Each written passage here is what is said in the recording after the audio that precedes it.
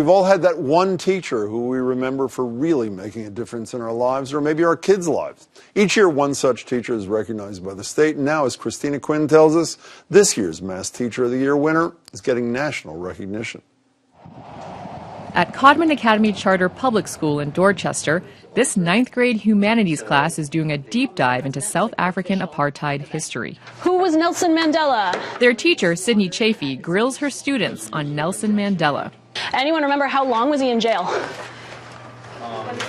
27 years. This is just a glimpse of the class curriculum, which centers on social justice and injustice dating back to 1492. It's a collaborative classroom where Chafee urges students to think critically and problem solve together. Okay, phone a friend. I try really, really hard to create an environment where it's okay to be wrong. That's how you're going to get smarter. And then normalize, yeah, we're a community, we're a team. Let's figure this out. Let's be nice to each other. Sometimes I'll talk about sharing brains. Let's share our brains. This classroom has been her home for 10 years. She says, as cliche as it sounds, Codman Academy is her family. I love the sense of community here. I love the warmth here. I love the fact that we really, really focus on building relationships with kids, that we see kids as whole people. This mutual respect and admiration is palpable. Chafee jokes around with her students, but she's tough. One of the reasons why Thabiti Brown, head of the school, nominated her for Massachusetts Teacher of the Year. She's very funny. And you combine that with her natural ability to perform and her deep knowledge of content and her deep knowledge of pedagogy, and it makes her a really great teacher.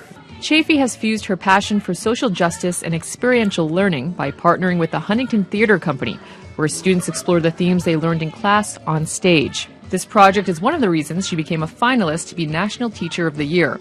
But what students like 9th grader Jordan Davis tell me, it's more than that. She is a mother figure to me. It's just like she's been there. And it feels good to know that you have somebody there with you and you're not alone. That's how I feel like in her classroom.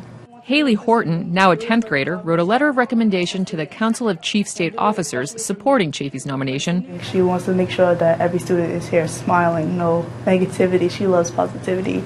And I believe that she doesn't need this National Teacher of the Year. I feel like they need her. As for Chafee, she finds the whole notion of being nominated humbling and by no means a reason to rest on her laurels. I don't feel like my work is done. I don't feel like I've reached this pinnacle. I feel every day like, okay, here are the 10 things that I need to get better at today. And so it's really nice to be recognized, and it's also just a reminder of how hard we're all working and how much I still have to learn and how much I still have to grow.